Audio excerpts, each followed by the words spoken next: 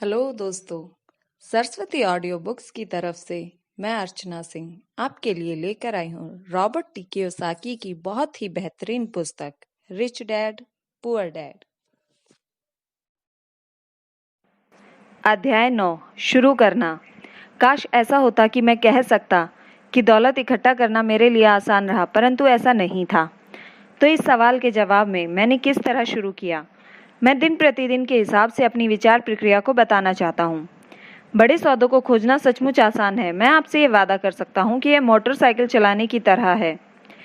थोड़े से अभ्यास के बाद आपको इसका पता ही नहीं चलता। जब पैसे की बात आती है तो अगर आप संकल्प कर लें तो थोड़ी देर डगमगाने के बाद आप संभल जाते हैं। जिंदगी में एक बार आने वाले करोड़ों डॉलर के सौदों को खोजने के लिए हमें फाइनेंशियल प्रतिभा होना ज़रूरी है। मुझे भरोसा है कि हम सभी के भीतर एक फाइनेंशियल जीनियस होता है। समस्या यह है कि हमारा फाइनेंशियल जीनियस हमेशा सोया रहता है और उसे जगाने की ज़रूरत होती है। यह सोया रहता है क्योंकि हमारी संस्कृति ने हमारे भीतर यह संस्कार डाल रखे हैं कि पैसे का मोह सभी बुराइयों की जड़ है। इस संस्कृति ने हमें प्रोफेशन सीखने के लिए तो प्रोत्साहित किया है ताकि हम पैसे के लिए काम कर सकें, परंतु हमें यह नहीं सिखाया कि पैसे से किस तरह अपने लिए काम करवाया जाए। इसने हमें अपनी फाइनेंशियल असफलता के बारे में चिंता न करना सिखाया है। जब हमारे काम के दिन खत्म होंगे तो सरकार या हमारी कंपनी ये जिम्मेदारी संभाल लेगी, परंतु इसके लिए हमारे बच्चों को पैसा चुकाना होगा जो उसी स्कूल सिस्टम में शिक्षित होंगे। यह संदेश है कि कड़ी मेहनत करो, पैसा कमाओ और इसे खर्च कर दो। अगर हमारे पास पैसा कम हो तो हम हमेशा कर्ज तो ले ही सकते हैं। दुर्भाग्य से पाश्चात्य समाज के 90% से ज़्यादा लोग इस सिद्धांत का पालन करते हैं, और ऐसा केवल इसलिए होता है क्योंकि नौकरी ढूंढना और पैसे के लिए काम करना ज़्यादा आसान होता है। अगर आप इस भीड़ में से नहीं हैं तो मैं आपके लिए फाइनेंशियल जीनियस को जगाने के लिए नीचे लिखे 10 कदम दे सकता हूँ। मैं आपको केवल वही कदम बता रहा हूँ जिन पर मैं चला हूँ। अगर आप इनमें से कुछ पर चलना चाहते हैं तो बहुत अच्छा। अगर आप इन पर नहीं चलना चाहते तो आप खुद के कदम बना लें। आपका फाइनेंशियल जीनियस इतना स्मार्ट होता है कि आप खुद अपनी सूची बना सकते हैं। जब मैं पेरू में था तो 45 वर्ष के सोने की खुदाई करने वाले से मैंने पूछा कि उसे इतना भरोसा क्यों है कि उसे सोने की खदान मिल जाएगी। उसने जवाब दिया, सोना तो हर जगह है, ज़्यादातर लोगों की आंखें इसे देख नहीं पाती। और मैं कहूँगा कि यह सच है। रियल एस्टेट में मैं बाहर जा सकता हूँ और 4 या 5 संभावना भरे सौदे कर सकता हूँ, जबकि औसत व्यक्ति बाहर जाकर खाली हाथ लौट सकता है। जबकि हम दोनों एक ही इलाके में जाते हैं। इसका कारण यह है कि उन्होंने अपने फाइनेंशियल जीनियस को विकसित करने के लिए समय नहीं दिया है। मैं आपको नीचे 10 कदम बता रहा हूँ जो ईश्वर द्वारा दी गई ताकतों को विकसित करने की प्रक्रिया है। ये ऐसी ताकतें हैं जिनका नियंत्रण केवल आप कर सकते हैं। 1. मुझे हकीकत से ज़्यादा बड़ा कारण चाहिए। आत्मा की शक्ति।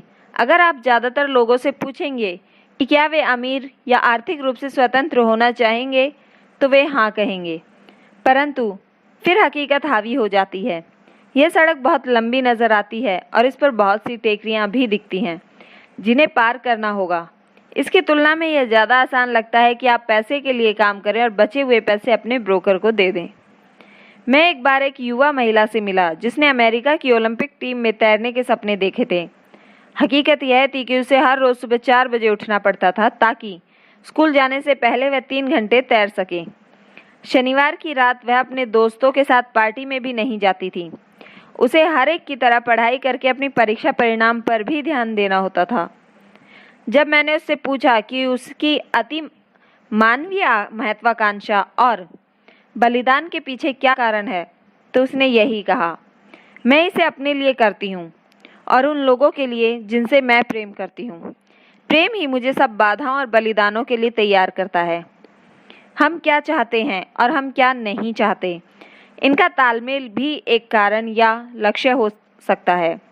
जब लोग मुझसे पूछते हैं कि अमीर होने की इच्छा के पीछे मेरा क्या कारण था, तो यह गहरी भावनात्मक इच्छाओं और अनिच्छाओं का संयोग है। मैं कुछ की सूची बताऊंगा। पहले तो अपनी अनिच्छाओं की, क्योंकि उन्हीं के कारण इच्छाएं पैदा होती हैं। मैं सारी ज़िंदगी नौकरी नहीं करना चाहता था। मैं वह नहीं चाहता था जो मेरे माता पिता चाहते थे, यानी नौकरी की सुरक्षा और उपनगर में एक घर। मैं एक कर्मचारी नहीं बने रहना चाहता था। मुझे इस बात से बहुत नफरत होती थी कि मेरे डैडी अपने करियर में इतने व्यस्त रहते थे कि वे मेरे फुटबॉल मैच देखने भी नहीं आ पाते थे। मेरे डैडी सारी ज़िंदगी कड़ी मेहनत करते रहे और सरकार ने उनकी मौत पर उनकी कमाई का ज़्यादातर हिस्सा ले लिया। मुझे इस बात से भी नफरत होती थी कि अपनी मौत के बाद वे अपनी मेहनत की कमाई को अपने वारिसों के लिए नहीं छोड़ पाए। अमीर लोग ऐसा नहीं करते। वे कड़ी मेहनत करते हैं और अपने बच्चों के लिए ढेर सारा पैसा छोड़ जाते हैं। अब इच्छाओं की बात। मैं दुनिया घूमना चाहता हूँ और ज़िंदगी को मनचाहे तरीके से जीना चाहता हूँ। मैं ऐसा अपनी जवानी में ही कर लेना चाहता हूँ। मैं केवल आज़ाद होना चाहता हूँ। मैं अपने समय और अपनी ज़िंदगी पर नियंत्रण चाहता हूँ। मैं चाहता हूँ कि पैसा मेरे लिए काम करे। ये मेरे गहरे पेट भावनात्मक कारण हैं। आपके पास क्या कारण है?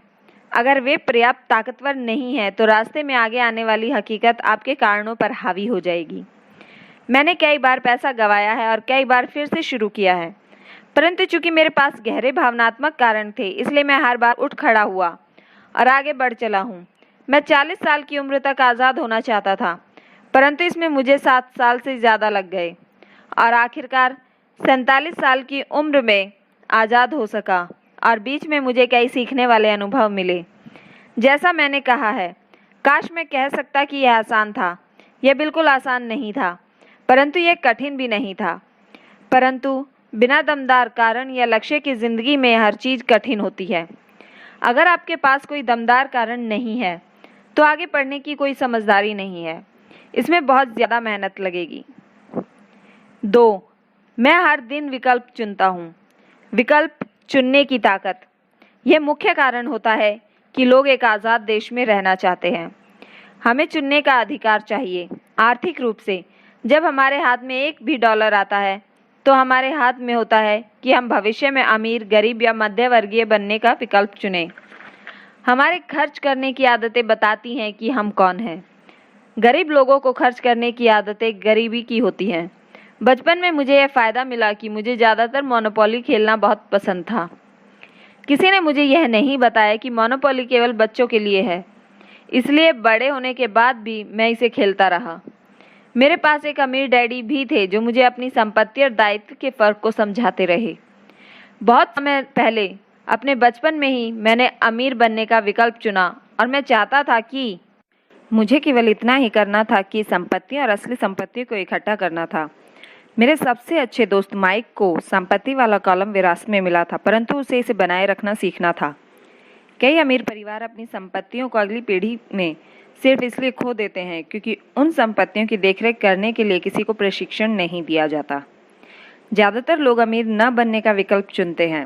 90% लोगों के लिए अमीर बनना बहुत झंझट का काम है, तो वे इस तरह की कहावतें ईजाद कर देते हैं।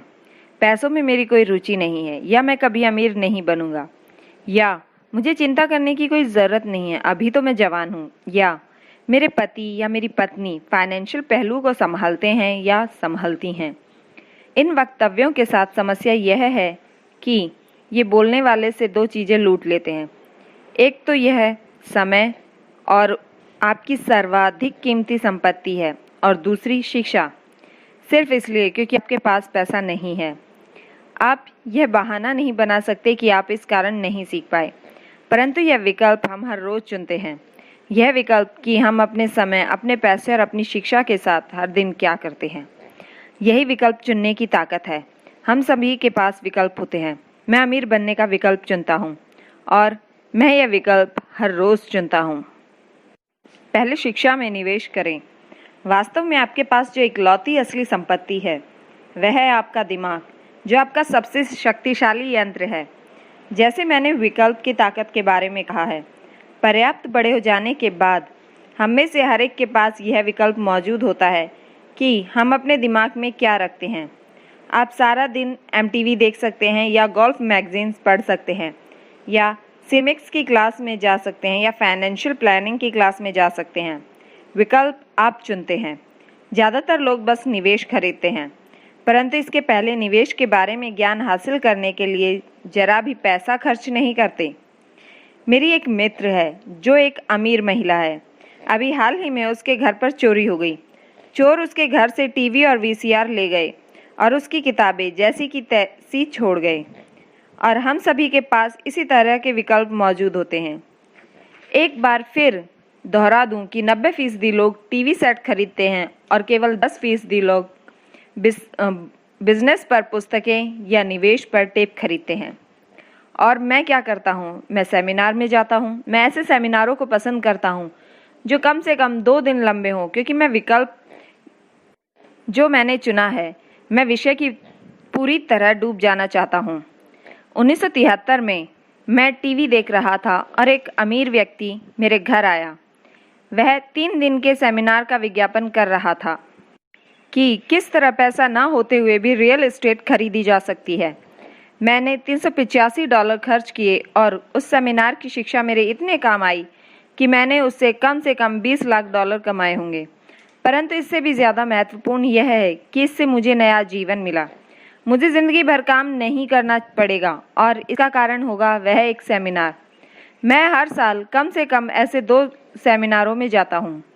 मैं ऑडियो टेप का भी प्रेमी हूँ, कारण मैं उन्हें तत्काल पीछे कर सकता हूँ।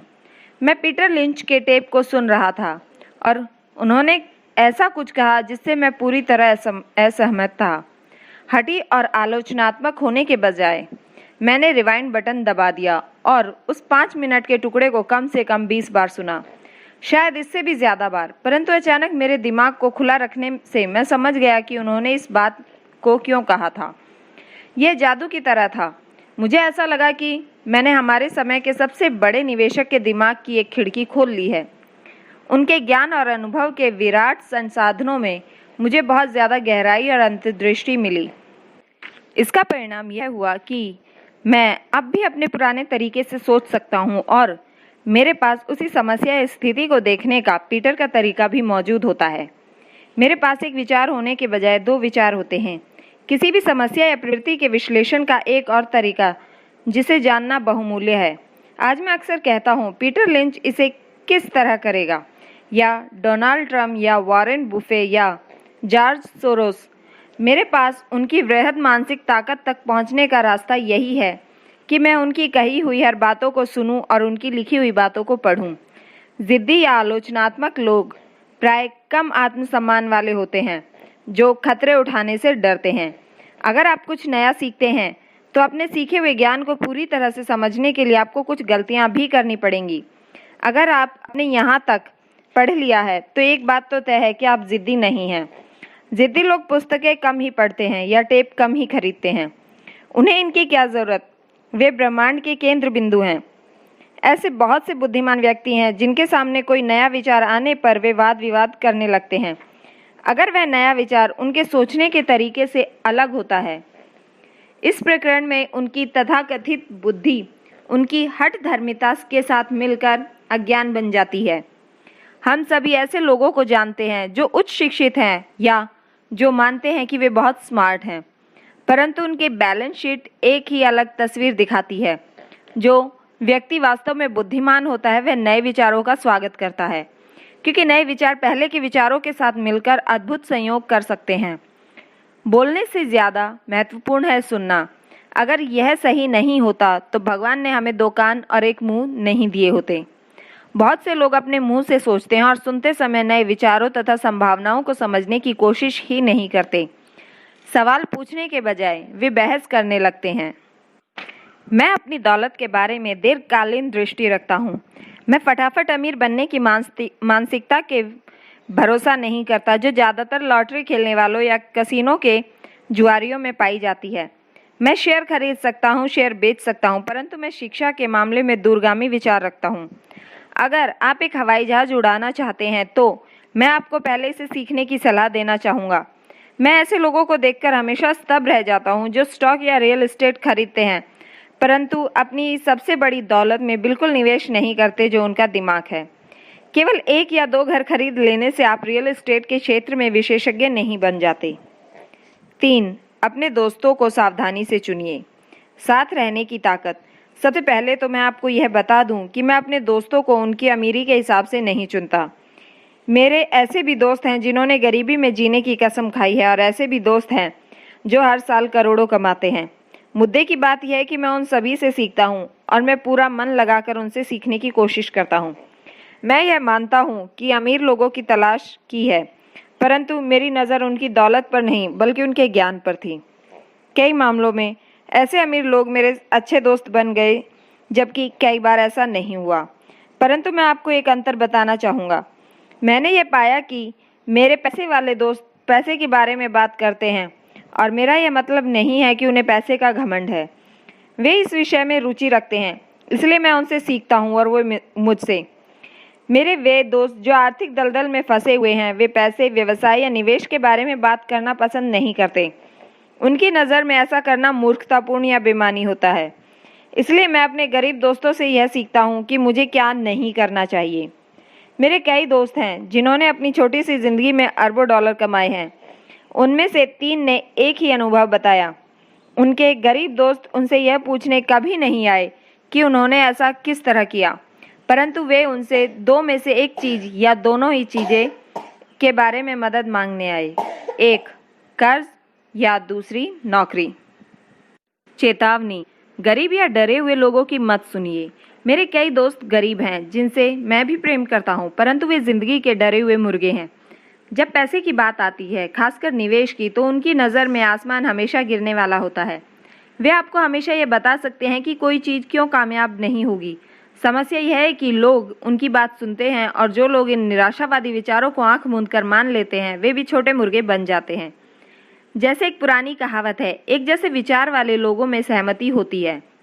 अगर आप CNBC देखते हैं तो निवेश की सूचना देने वाले सोने की खदान है, तो आप उनके पास अक्सर तथाकथित विशेषज्ञों का एक पैनल होता है।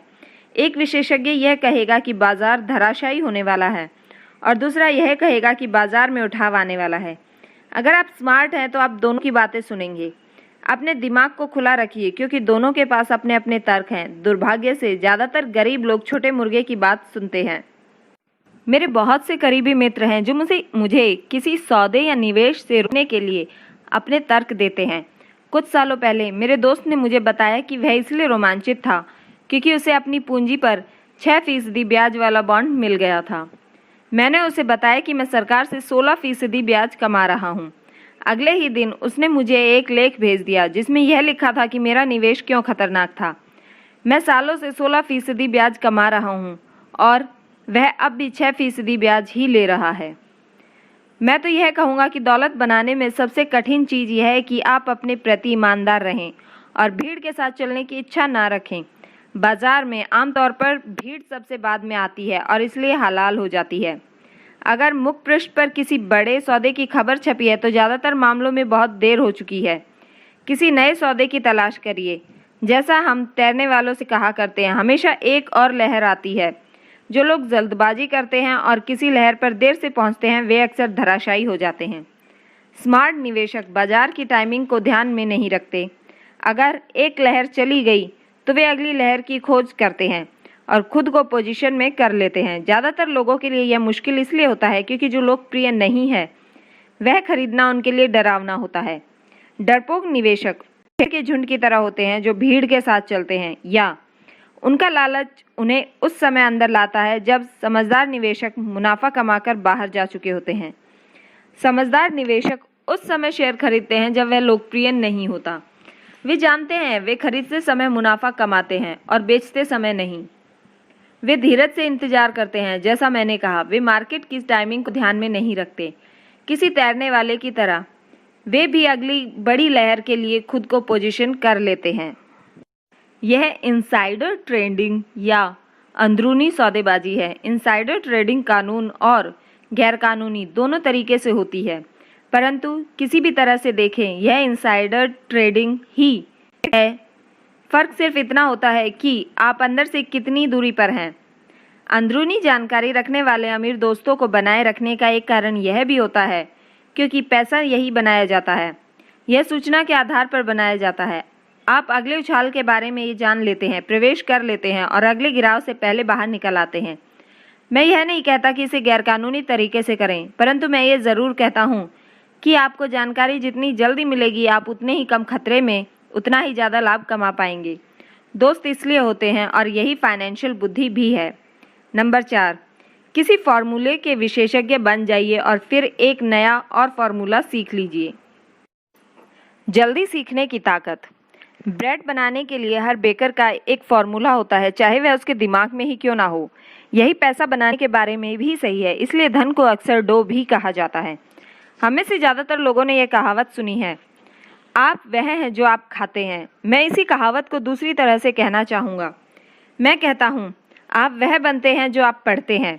दूसरे शब्दों में, आप सावधान रहें कि आप क्या पढ़ रहे हैं या क्या सीख रहे हैं, क्योंकि आपका दिमाग इतना ज़्यादा ताकतवर होता है कि आप जिस चीज़ के बारे में सीखेंगे आप वही बन जाएंगे। उदाहरण के तौर पर, अगर आप कुकिंग सीखते हैं तो आप कुक बन जाते हैं।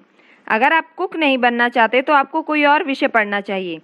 जैसे एक स्कूल टीचर, शिक्षण का अध्ययन कर लेने के बाद आप अक्सर शिक्षक बन जाते हैं और इसी तरह सिलसिला जारी रहता है। अपने अध्ययन के विषय को सावधानी से चुनें। जब पैसे की बात आती है तो ज़्यादातर लोगों के पास वही एक मूलभूत फार्मूला होता है जो उन्हें स्कूल में सीखा है, और वह फार्मूला है, पैसे के लिए काम करो।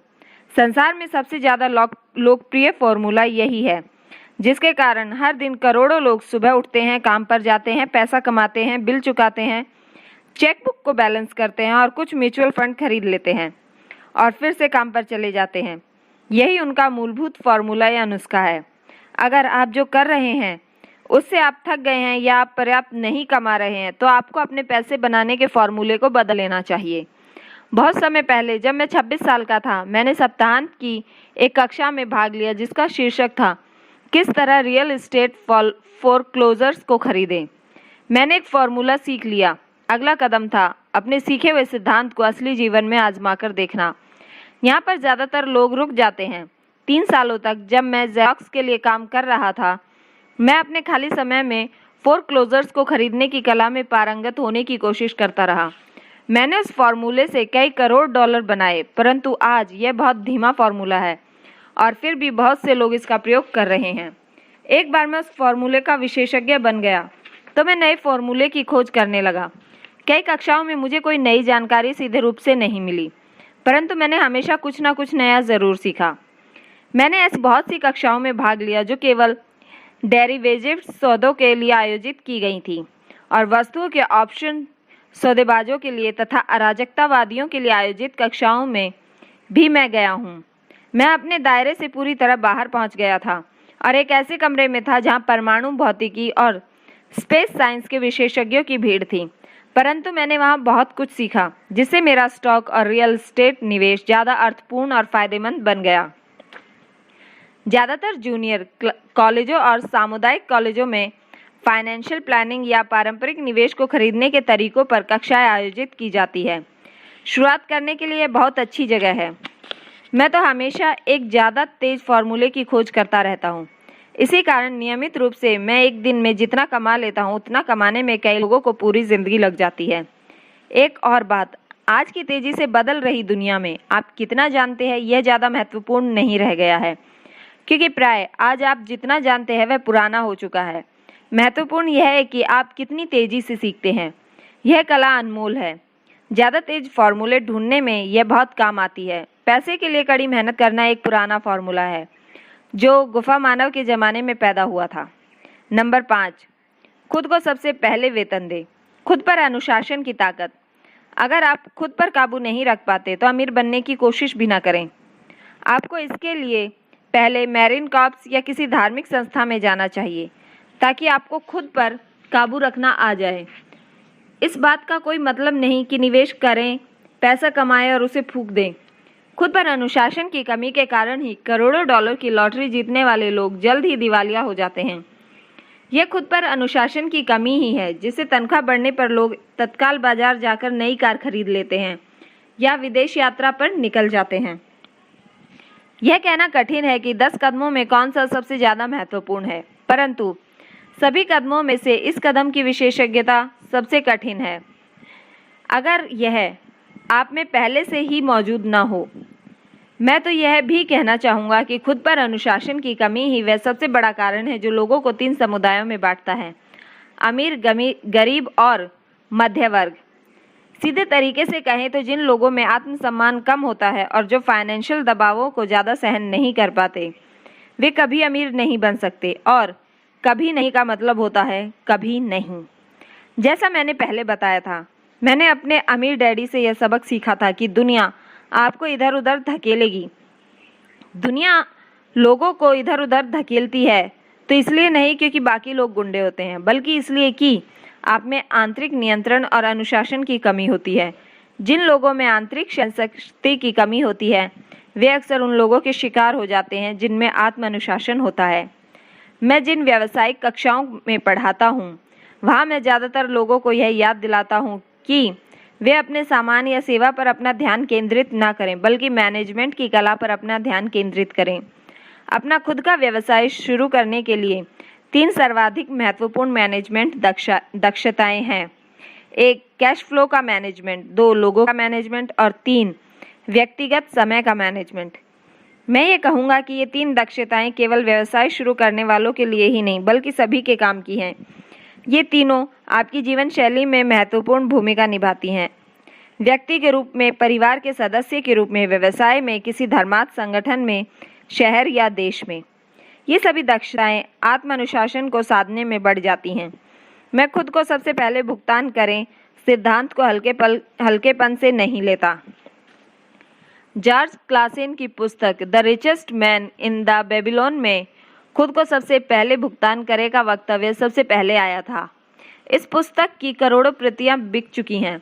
हालांकि करोड़ों लोग इस जबरदस्त जुमले को दोहराते हैं, पर बहुत कम लोग ही इस सलाह का पालन करते हैं।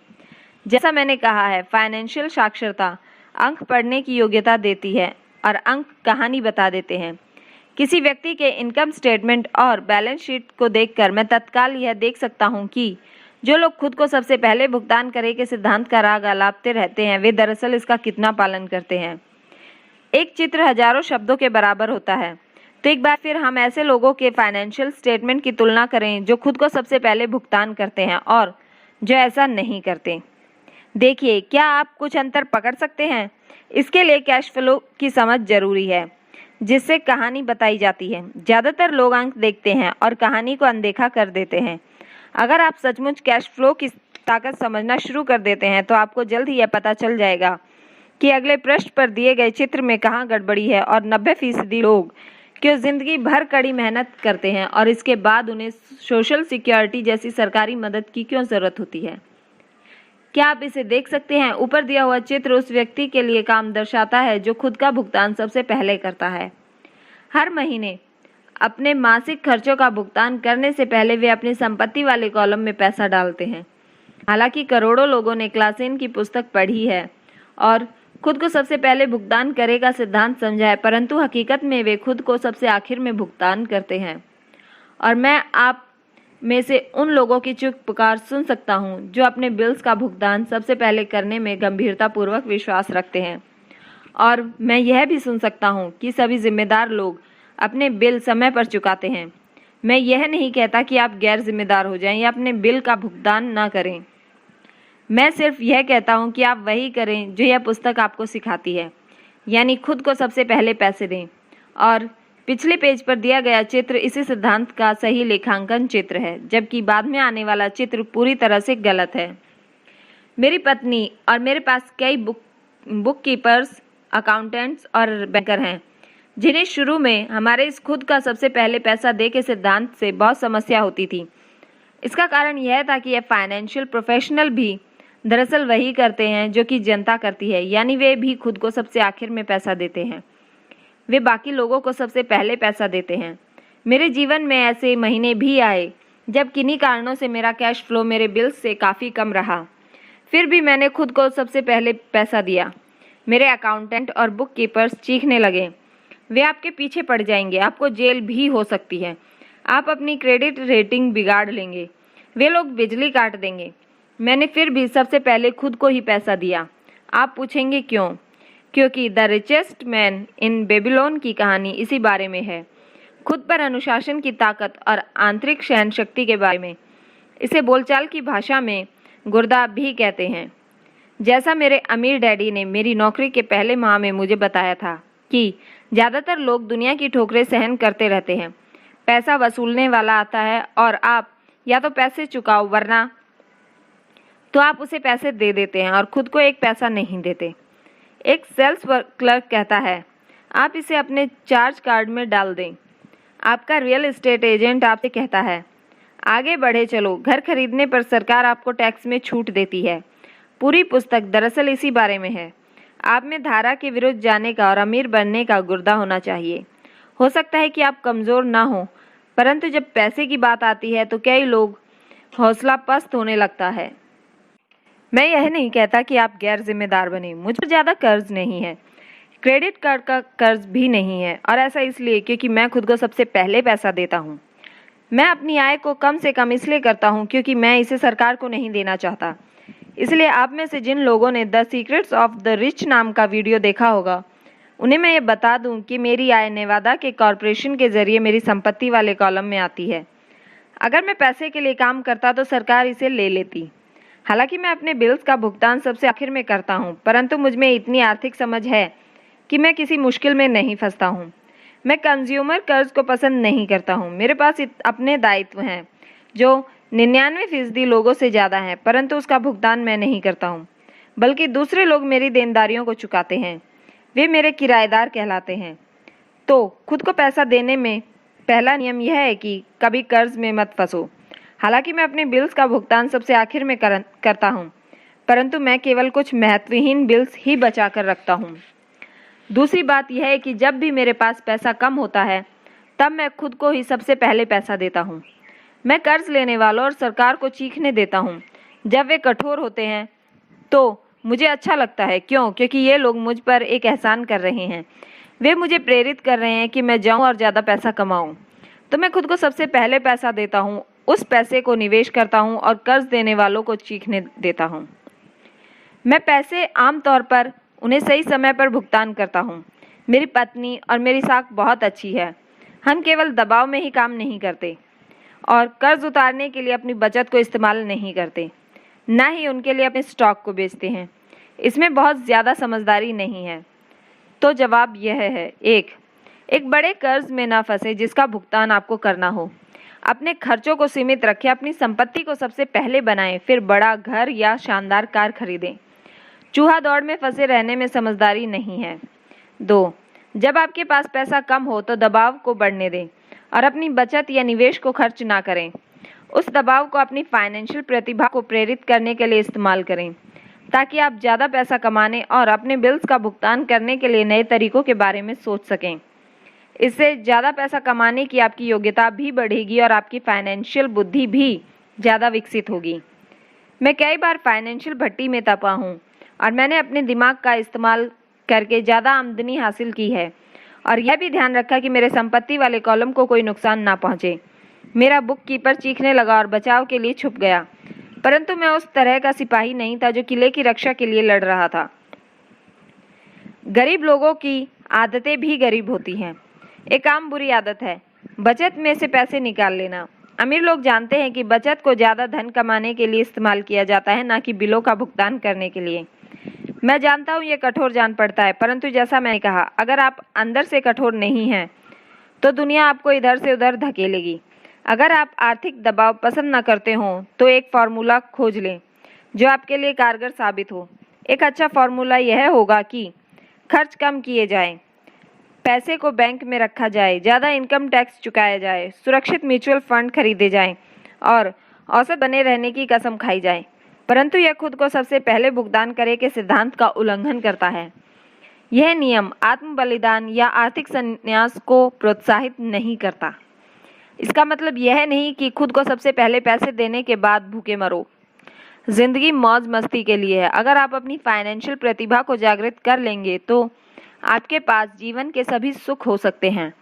आप अमीर बन सकते हैं और बिल चुका सकते हैं। इस प्रक्रिया में अच्छी जिंदगी भी जी सकते हैं और यही फाइनेंशियल बुद्धि कहलाती है। नंबर 6, अपने ब्रोकर को अच्छा पैसा दें। अच्छी सलाह की शक्ति। मैं अक्सर देखता हूँ कि लोग अपने घर के सामने एक पट्टी टांग देते हैं, मालिक बेचना चाहता है, या मैं टीवी पर देखता हूँ कि कई लोग डिस्काउंट ब्रोकर्स होने का दावा करते हैं। मेरे अमीर डैडी ने मुझे इसका उल्टा सिखाया। वे इस बात में भरोसा करते हैं कि प्रोफेशनल को अच्छा भुगतान किया जाए, और मैंने भी उसी सिद्धांत को अपनाया। आज मेरे पास महंगे वकील, अकाउंटेंट्स, रियल एस्टेट ब्रोकर्स या स्टॉक ब्रोकर्स हैं। क्यों? क्योंकि अगर और मेरा सचमुच मानना है अगर लोग प्रोफेशनल हैं तो उसकी सेवाओं से आपको ज़्यादा पैसा मिलना चाहिए, और वे जितना ज़्यादा पैसा कमाएंगे आप भी उतना ज़्यादा पैसा कमाएंगे। हम सूचना के युग में रह रहे हैं। सूचना बेशकीमती है। एक अच्छा ब्रोकर आपको सूचना तो देगा ही, आपको शिक्षित करने के लिए समय भी देगा। मेरे पास कई ब्रोकर्स हैं जो मेरे लिए यह करने के इच्छुक हैं। कुछ ने मुझे तब सिखाया जब मेरे पास बहुत कम पैसा था या बिल्कुल भी पैसा नहीं था, और मैं आज भी उनके साथ हूँ। मैं ब्रोकर्स को जितना पैसा देता हूँ वह मेरे द्वारा उसकी सूचना से कमाए गए धन का बहुत छोटा हिस्सा होता है। मैं इसे पसंद करता हूँ जब मेरा रियल एस्टेट ब्रोकर या स्टॉक ब्रोकर बहुत पैसा कमाता है, क्योंकि इसका आम तौर पर यह मतलब होता है कि मैंने भी बहुत सा पैसा कमाया है। एक अच्छा ब्रोकर मुझे पैसे कमाने की जानकारी देने के अलावा मेरा समय भी बचाता है। जैसे उस समय जब मैंने खाली ज़मीन के टुकड़े को $9,000 में खरीदा था और तत्काल इसे $25,000 में बेच दिया ताकि मैं अपने लिए जल्दी से कार खरीद सकूं। ब्रोकर आपके लिए बाजार की आंख और कान हैं। वे हर रोज़ वहां होते हैं और इसलिए मेरी वहां कोई ज़रूरत नहीं होती। मैं उसके बजाय गोल्फ खेल सकता हूँ। इसके अलावा जो लोग खुद ही अपना घर बेचते हैं उनके लिए खुद के समय की कोई खास कीमत नहीं होती। मैं कुछ पैसे बचाने के चक्कर में अपना समय क्यों खराब करूं, जबकि मैं इस समय को ज़्यादा पैसा कमाने या अपने अंतरंग लोगों के साथ बिताने में इस्तेमाल कर सकता हूं। मुझे ये बहुत मज़ेदार लगता है कि इतने ज़्यादा गरीब और मध्यवर्गीय लोग रेस्टोरेंट में खराब सर्विस के बावजूद 15 से 20% टिप देते हैं और ब्रोकर को 3 से 7% देने में आनाकानी और शिकायत करते हैं। वे खर्च वाले कॉलम के लोगों को टिप देते हैं और संपत्ति वाले कॉलम के लोगों को टिप देने से कतराते हैं। यह आर्थिक समझदारी नहीं है। सभी ब्रोकर एक जैसे नहीं होते। दुर्भाग्य से ज़्यादातर ब्रोकर सेल्समैन होते हैं। मैं तो यह कहूँगा कि रियल एस्टेट के सेल्समैन सबसे बुरे होते हैं। वे बेचते हैं परंतु उनके पास खुद बहुत कम या बिल्कुल भी रियल एस्टेट नहीं होता। घर बेचने वाले ब्रोकर और निवेश बेचने वाले ब्रोकर में बहुत बड़ा अंतर होता है, और यह स्टॉक, बॉन्ड, म्यूचुअल फंड और बीमा ब्रोकर्स के बारे में भी सही है जो खुद को फाइनेंशियल प्लानर कहते हैं। परी कथा की ही तरह आप एक राजकुमार खोजने के लिए बहुत से मेंढकों को चुनते हैं। पुरानी कहावत को याद कीजिए, अगर आपको इंसाइक्लोपीडिया की ज़रूरत हो तो इंसाइक्लोपीडिया बेचने वालों से मत पूछो। जब मैं किसी प्रोफेशनल का इंटरव्यू लेता हूँ तो मैं पहले यह पता करता हूँ कि उसके पास खुद की कितनी व्यक्तिगत प्रॉपर्टी या स्टॉक है और वह कितने प्रतिशत टैक्स दे रहा है। मैं अपने टैक्स अटॉर्नी और अकाउंटेंट के बारे में भी यही करता हूँ। मेरे पास एक अकाउंटेंट है जो अपने काम से काम रखती है। हालांकि उसका पेशा अकाउंटिंग है परंतु उसका काम रियल एस्टेट का है। मेरे पास एक अकाउंटेंट था जो एक छोटा बिजनेस अकाउंटेंट था परंतु उसके पास रियल एस्टेट नहीं था। मैंने अकाउंटेंट बदल दिया क्योंकि हम एक ही बिजनेस से प्रेम नहीं करते थे। ऐसा ब्रोकर खोजिए जो आपको सर्वश्रेष्ठ हितों को ध्यान में रखता हो। कई ब्रोकर्स आपको शिक्षित करने के लिए समय निकाल लेंगे और वे आपके द्वारा खोजी गई सर्वश्रेष्ठ संपत्ति साबित हो सकते हैं। बस उदार रहिए और वे भी आपके प्रति उदार रहेंगे। अगर आप उनके कमीशन में कटौती करने के बारे में ही सोचते रहेंगे तो वे आपके आसपास क्यों रहना चाहेंगे। यह विशुद्ध और आसान सा तर्क है। जैसा मैंने पहले कहा था, मैनेजमेंट की दक्षताओं में से एक लोगों का मैनेजमेंट है। कई लोग केवल ऐसे लोगों को मैनेज कर पाते हैं जो उनसे कम स्मार्ट हों और जिन पर उनकी सत्ता हो, जैसे किसी ऑफिस में अधीनस्थ। कई दोयम दर्जे के मैनेजर्स ही बने रहेंगे और उन्हें कभी तरक्की नहीं मिलेगी क्योंकि वे यह तो जानते ही हैं कि नीचे वालों के साथ कैसे काम किया जाता है, परंतु वे यह नहीं जानते कि ऊपर वालों के साथ कैसे काम किया जाता है। असली दक्षता है कि किसी तकनीकी क्षेत्र में अपने से श्रेष्ठ और ज़्यादा स्मार्ट व्यक्तियों को मैनेज करना और उन्हें अच्छे पैसे देना। इसलिए कंपनियों के बोर्ड ऑफ डायरेक्टर्स होते हैं, आपके पास भी होना चाहिए, और यह फाइनेंशियल समझदारी है। नंबर 7, इंडियन दाता बनिए। यह बिना कुछ दिए पाने की ताकत है। जब अमेरिका में गोरे लोग गए तो उन्हें अमेरिकी इंडियंस की सांस्कृतिक परंपरा से झटका लगा। उदाहरण के तौर पर, अगर किसी गोरे व्यक्ति को ठंड लगती थी तो इंडियन उन्हें कंबल दे देते थे। श्वेत प्रवासी इसे उपहार समझ लेते थे और जब इंडियन कंबल वापस मांगता था तो उन्हें बहुत बुरा लगता था। इंडियंस को भी बुरा लगता था जब उन्हें यह पता चलता था कि श्वेत प्रवासी कंबल वापस करना नहीं चाहते। इस तरह इंडियन दाता वाक्यांश पैदा हुआ, एक छोटी सी सांस्कृतिक नासमझी के कारण। संपत्ति के कॉलम में दुनिया के इंडियन दाता बनिए। दौलत के लिए बहुत ज़रूरी है। परिष्कृत निवेशक का पहला सवाल यह होता है, मेरा पैसा मुझे कितनी जल्दी वापस मिल जाएगा। वे यह भी जानना चाहते हैं कि उन्हें मुफ्त में क्या मिल रहा है, इसलिए निवेश पर वापसी इतनी महत्वपूर्ण है। उदाहरण के तौर पर मुझे एक छोटा रियल एस्टेट मिला जो मेरे घर से थोड़ी ही दूरी पर था। बैंक $60,000 चाहती थी और मैंने $50,000 की बोली लगाई, जो उन्होंने सिर्फ इसलिए स्वीकार कर ली क्योंकि बोली के साथ $50,000 का चेक भी लगा हुआ था। उन्होंने यह महसूस किया कि मैं गंभीर था। ज़्यादातर निवेशक यह कहेंगे कि आप अपना बहुत सा पैसा फंसा नहीं रहे हैं, क्या इस पर लोन लेना ज़्यादा बेहतर नहीं होता? इसका जवाब है, इस मामले में बिल्कुल नहीं। मेरी निवेश कंपनी जाड़े के महीनों में इसे वेकेशन रेंटल के रूप में इस्तेमाल करती है, जब प्रवासी पक्षी एरिज़ोना से आते हैं, और इसे 4 महीनों के लिए $2,500 पर किराए पर दे देती है। बाकी के 8 महीनों में इसका किराया केवल $1,000 होता है। मेरा पैसा लगभग 3 सालों में वापस आ गया था। अब मैं इस संपत्ति का मालिक हूँ जो हर महीने मेरी आमदनी को बढ़ाती रहती है। यही स्टॉक के बारे में भी किया जाता है। प्राय मेरा ब्रोकर मुझे सलाह देता है कि मैं किस कंपनी के स्टॉक में काफ़ी पैसा लगाऊं, क्योंकि उसके विचार में वह कंपनी कोई ऐसा कदम उठाने वाली है जिससे उसके शेयर में तेज़ी आ जाएगी, और जैसे कोई नया सामान बाजार में लाने वाली है। मैं अपने पैसे को 1 हफ्ते से लेकर 1 महीने तक लगाए रखता हूँ। जब शेयर की कीमतें बढ़ती हैं, फिर मैं अपनी मूल धनराशि को निकाल लेता हूँ और बाजार के उतार चढ़ाव से बेफिक्र हो जाता हूँ, क्योंकि मेरी मूल रकम वापस आ चुकी है और दूसरी संपत्ति पर काम करने के लिए तैयार है। इस तरह मेरा पैसा आता है और फिर बाहर आ जाता है, और मैं एक ऐसी संपत्ति का मालिक बन जाता हूँ जो एक तरह से मुझे मुफ्त में मिली है। यह सच है कि मैंने कई मौक़ों पर पैसा खोया भी है, परंतु मैं उतने पैसों से खेल खेलता हूँ जितने का नुकसान मैं सहन कर सकता हूँ। मैं ये कहूँगा कि दौलत 10 निवेशों पर मुझे 2 या 3 में से बहुत ज़्यादा फ़ायदा होता है, जबकि 5 या 6 में कोई लाभ हानि नहीं होती। मैं 2 या 3 में घाटा भी खाता हूँ, परंतु मैं अपना भुगतान नुकसान को उसी पैसे तक सीमित रखता हूँ जो मेरे पास उस समय होते हैं। जो लोग जोखिम से नफरत करते हैं, वे अपने पैसे को बैंक में रख देते हैं, और दीर्घकाल में उनकी बचत कुछ नहीं से बेहतर ही होती है, परंतु आपको अपना पैसा वापस निकालने में बहुत लंबा समय लग जाता है, और ज़्यादातर मामलों में तो आपको इसके साथ कुछ भी मुफ्त नहीं मिलता। पहले तो वे टोस्टर दिया करते थे, परंतु आजकल ऐसा विरले ही होता है।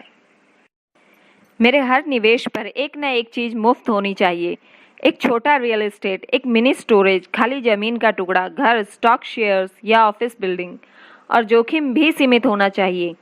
इस विषय पर इतनी ज़्यादा पुस्तकें लिखी जा चुकी हैं कि मैं इसमें नहीं जाना चाहूँगा। मैकडॉनल्ड के मशहूर रे क्रॉक हैमबर्गर फ्रेंचाइजी इसलिए नहीं बेचते थे क्योंकि उन्हें हैमबर्गर से प्यार था, बल्कि इसलिए क्योंकि उन्हें इस फ्रेंचाइजी के साथ आने वाला रियल एस्टेट मुफ्त में मिलता था। तो समझदार निवेशकों को ब्याज की दर से ज़्यादा चीज़ों का ध्यान रखना चाहिए। आपका पैसा वापस मिल जाने पर आपके पास क्या संपत्ति आती है, यह भी महत्वपूर्ण है। यही फाइनेंशियल समझदारी है। नंबर 8, संपत्ति से विलासिता की चीज़ें खरीदी जाती हैं। केंद्रित करने की शक्ति। मेरे एक दोस्त का बेटा बहुत खर्चीला था और ऐसा लगता था जैसे उसकी जेब में छेद हो गया हो। 16 साल की उम्र में स्वाभाविक रूप से उसे अपनी कार चाहिए थी। बहाना यह था, सभी दोस्तों के मम्मी डैडी ने अपने बच्चों के लिए कार खरीदी है। यह लड़का अपनी बचत में से पैसे निकालकर नगद कार खरीदना चाहता था। ऐसे समय में उसके डैडी ने मुझसे सलाह मांगी, आप क्या सोचते हैं, मुझे उसे ऐसा करने देना चाहिए या मैं भी उसे दूसरे पिताओं की तरह कार खरीद कर दे दूं? इसके जवाब में मैंने कहा, कुछ समय के लिए तो ठीक है, परंतु लंबे समय के लिए आप उसे क्या सिखा पाएंगे? क्या आप अपने बच्चे को कार प्राप्त करने की इच्छा से कुछ सीखने के लिए प्रेरित कर सकते हैं? अचानक उसकी ट्यूबलाइट चमकी और वह तुरंत घर की तरफ चल पड़ा। 2 महीने बाद मुझे वह दोस्त फिर मिला। क्या तुम्हारे बेटे को उसकी नई कार मिल गई? मैंने पूछा। नहीं, उसे नहीं मिली, परंतु मैं गया और उसके कार के लिए $3,000 दे दिए। मैंने उससे कहा कि वह अपने कॉलेज के पैसे के बजाय अपने पैसे का उपयोग करे। मैंने कहा, यह तो आपकी उदारता है। नहीं, उस पैसे के साथ एक शर्त भी जुड़ी है। मैंने आपकी सलाह मान ली और उसकी कार खरीदने की प्रबल इच्छा के साथ सीखने की शर्त भी रखी। शर्त क्या है? मैंने पूछा। पहले तो हमने आपके कैश फ्लो गेम का सहारा लिया। हमने इसे खेलते हुए पैसे की समझदारी से इस्तेमाल पर एक लंबा विचार विमर्श किया। फिर मैंने उसे वॉल स्ट्रीट जर्नल की सदस्यता दिलवा दी और स्टॉक मार्केट पर कुछ पुस्तकें भी दिलवाई। फिर दिक्कत कहाँ थी? मैंने उससे कहा कि $3000 उसके हैं, परंतु वह इनसे सीधे कार नहीं खरीद सकता। वह इनसे स्टॉक खरीदे और बेच सकता है, खुद का ब्रोकर ढूंढ सकता है, और एक बार वह इन $3000 के $6000 बना लेता है तो वह अपनी कार खरीद सकता है और बाकी के $3000 उसके कॉलेज के फंड में जाएंगे। मैंने पूछा, और उसके क्या परिणाम निकले? वह शुरुआत में किस्मत वाला रहा, परंतु कुछ दिनों के बाद उसे अपने मुनाफे की सारी रकम गंवा दी। तब वह सचमुच रुचि लेने लगा। आज चाहे वह $2000 के घाटे में हो, परंतु उसकी रुचि बहुत बढ़ गई है। उसने मेरे द्वारा खरीदी गई सारी पुस्तकें पढ़ डाली और वह और ज़्यादा पुस्तकों की खोज में पुस्तकालय भी गया। वह मन लगाकर वॉल स्ट्रीट जर्नल पढ़ता है, सूचकों पर नज़र डालता है और MTV के बजाय CNBC देखता है। उसके पास केवल $1000 बचे हैं, परंतु उसकी रुचि और ज्ञान आसमान को छू रहे हैं। वह जानता है कि अगर वह इस पैसे को खो देगा तो फिर उसे 2 सालों तक अपने पैरों पर ही चलना पड़ेगा, परंतु उसे इसकी कोई खास चिंता नहीं है। वह उसे कार हासिल करने में ज़्यादा रुचि नहीं है, क्योंकि उसे एक ऐसा खेल मिल गया है जिसमें उसे ज़्यादा आनंद मिलता है। क्या होगा अगर वह सारा पैसा हार जाता है? मैंने पूछा। जब होगा तब देखा जाएगा। मैं तो चाहूँगा कि वह अभी सारा पैसा हार जाए, बजाय इसके कि वह हमारी उम्र में आकर पैसा हारे। और इसके अलावा मैं तो यह मानता हूँ कि उसकी शिक्षा पर खर्च किए गए ये सर्वश्रेष्ठ $3000 थे। जो वह सीख रहा है वह जिंदगी भर उसके काम आएगा, और वह पैसे की ताकत का सम्मान करना भी सीख गया है। मुझे लगता है अब उसकी जेब का छेद बंद हो चुका है। जैसा मैंने खुद को सबसे पहले पैसे दे वाले खंड में कहा था, अगर कोई व्यक्ति आत्म अनुशासन की ताकत हासिल नहीं कर सकता तो बेहतर यही होगा कि वह कभी अमीर बनने की कोशिश ना करे। सैद्धांतिक हिसाब से संपत्ति वाले कॉलम से कैश फ्लो विकसित करने की प्रक्रिया आसान नजर आती है, परंतु इसमें पैसे को दिशा देने की मानसिक शक्ति की जरूरत होती है, जो मुश्किल साबित होता है। बाहरी आकर्षणों और प्रलोभनों के कारण आज की खरीदारी की दुनिया में यह ज़्यादा आसान हो चला है कि पैसे को पूरा उड़ा ही दिया जाए। कमजोर मानसिक शक्ति के कारण ही वह पैसा सबसे कम प्रतिरोध वाले रास्ते पर बह जाता है। यही गरीबी और आर्थिक संघर्ष का कारण है। मैंने फाइनेंशियल समझदारी का यह आंकड़ों का उदाहरण इसलिए दिया ताकि पैसे से ज़्यादा पैसे कमाने की योग्यता को जाना जा सके। अगर हम 100 लोगों को साल के शुरू में $10,000 दें तो साल के अंत में क्या होगा? 80 के पास कुछ भी नहीं बचेगा। वास्तव में कई तो ज़्यादा कर्ज में दबे होंगे, क्योंकि उन्हें नई कार, फ्रिज, टीवी, VCR या छुट्टियों के लिए नगद पैसा दिया होगा। 16 ने उस $10,000 को 5 से 10% बढ़ाया होगा। 4 ने इसे $20,000 या लाखों डॉलर तक बढ़ाया होगा। हम किसी प्रोफेशन को सीखने के लिए स्कूल जाते हैं ताकि हम पैसे के लिए काम कर सकें। मेरे विचार में यह सीखना भी महत्वपूर्ण होता है कि पैसे से अपने लिए कैसे काम करवाया जाए। मैं भी हर व्यक्ति की तरह विलासिता की वस्तुओं से प्रेम करता हूँ। अंतर यह है कि कई लोग अपने विलासिता को कर्ज लेकर खरीदते हैं। यह पड़ोसियों से प्रतियोगिता करने का जाल है। जब मैं कार खरीदना चाहता था तब रास्ता आसान नहीं था कि मैं अपने बैंकर को बुलाकर लोन ले लेता, परंतु मैंने दायित्व वाले कॉलम को बढ़ाने के बजाय संपत्ति वाले कॉलम पर ध्यान केंद्रित रखा। अब तो मुझे आदत पड़ चुकी है कि मैं अपने खर्च की इच्छा से प्रेरित होता हूँ कि किस तरह उसके लिए अतिरिक्त पैसे जुटा सकूं। आजकल प्रायः हम अपनी मनचाही चीज़ों को खरीदने के लिए कर्ज लेने पर ध्यान केंद्रित करते हैं और पैसा बनाने पर ध्यान केंद्रित नहीं करते। यह रास्ता कुछ समय के लिए तो आसान है, परंतु लंबे समय के लिए बहुत मुश्किल साबित होता है। यह एक ऐसी बुरी आदत है जो हमें इंसानों के रूप में और राष्ट्र के रूप में भी है।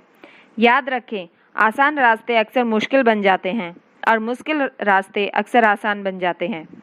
जितनी जल्दी आप खुद को और अपने प्रियजनों को पैसे के शासक के रूप में प्रशिक्षित कर लेंगे, उतने ही आपके लिए बेहतर होगा। पैसा बहुत बड़ी ताकत है। दुर्भाग्य से लोग पैसे की ताकत को अपने खिलाफ इस्तेमाल करते हैं। अगर आप में पैसे की समझ कम है तो पैसा आपके ऊपर राज करेगा।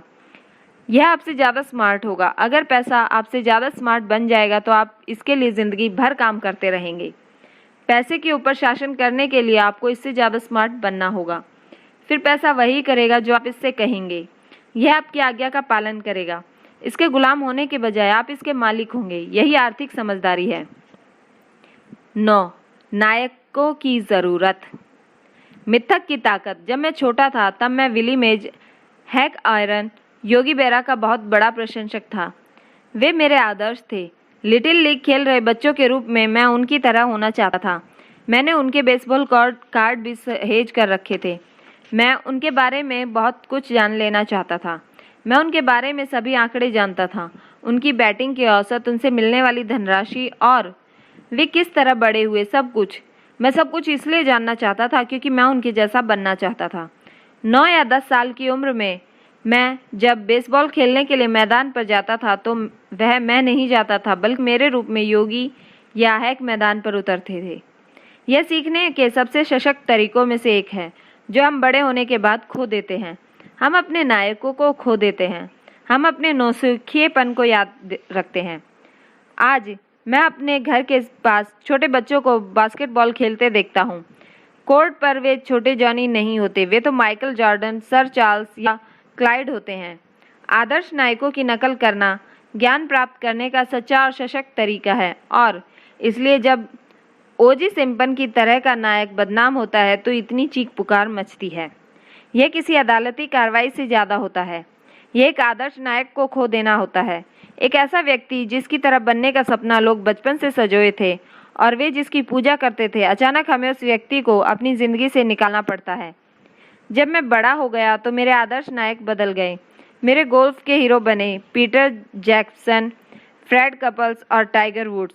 मैं उनके शॉट की नकल करता था और उनके बारे में सब कुछ पढ़ने की कोशिश करता हूँ।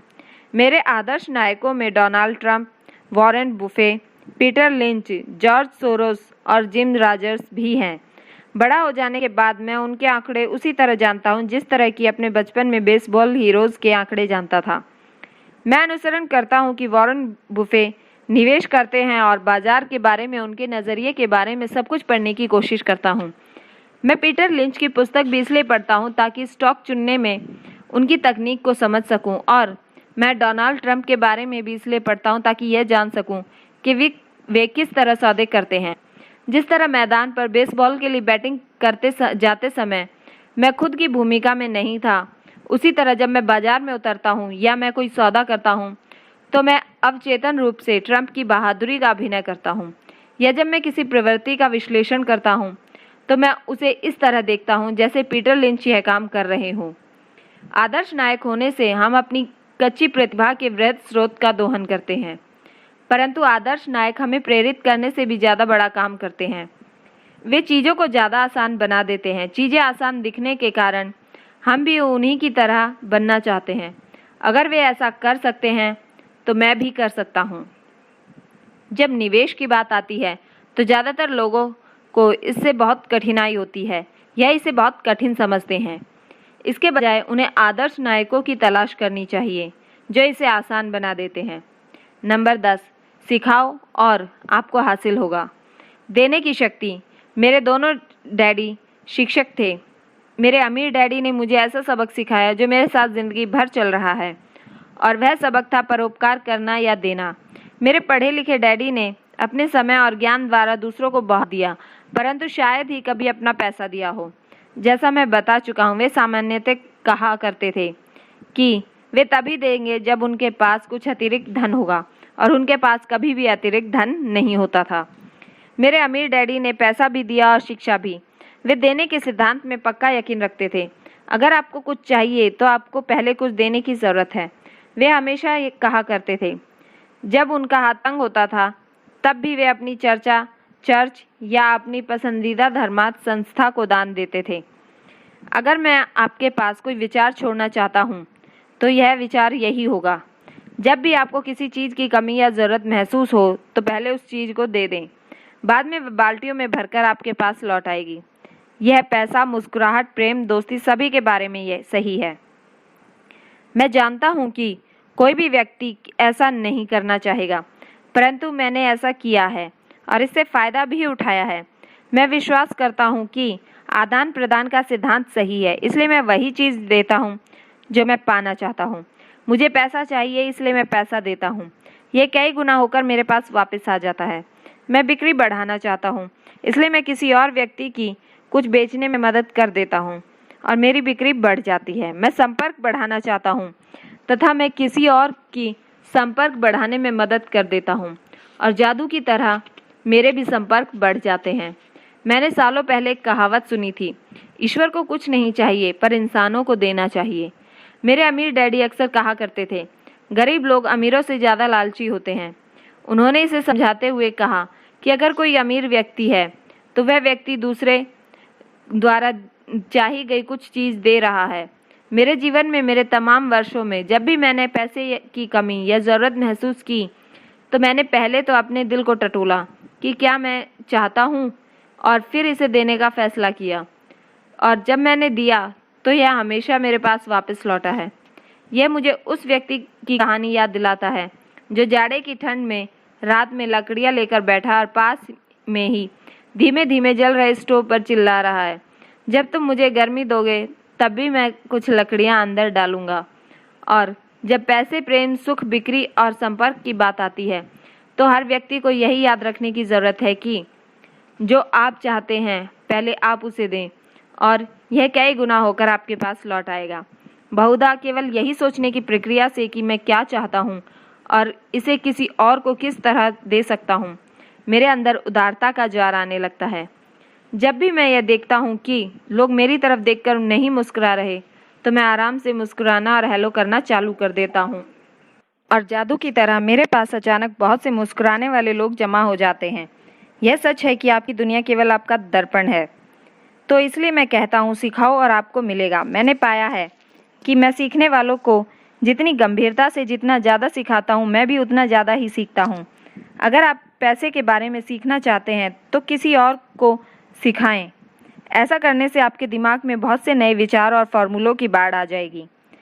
ऐसे भी समय आए हैं जब मैंने दिया है और कुछ भी वापस नहीं लौटा, या जो मुझे मिला वह मैं नहीं चाहता था, परंतु गरीबी जांच और आत्मावलोकन से मुझे पता चला कि उन मामलों में मैं देने के लिए नहीं दे रहा था बल्कि पाने के लिए दे रहा था। मेरे डैडी ने शिक्षकों को सिखाया और वे एक मास्टर टीचर बन गए। मेरे अमीर डैडी ने युवा लोगों को अपना बिजनेस करने का तरीका सिखाया। मैं पीछे पलटकर देखता हूँ कि यह सीखने वालों की अपनी ज्ञान के प्रति उदारता ही थी जिसके कारण वे ज़्यादा स्मार्ट बन गए। इस दुनिया में ऐसी ताकतें हैं जो हमसे ज़्यादा स्मार्ट हैं। आप वहाँ खुद अपने दम पर पहुँच सकते हैं, परंतु उन ताकतों की मदद से वहाँ पहुँचना ज़्यादा आसान होता है। आपको बस इतना ही करना है कि आप उदार हों और वे ताकतें भी आपके प्रति उदार होंगी।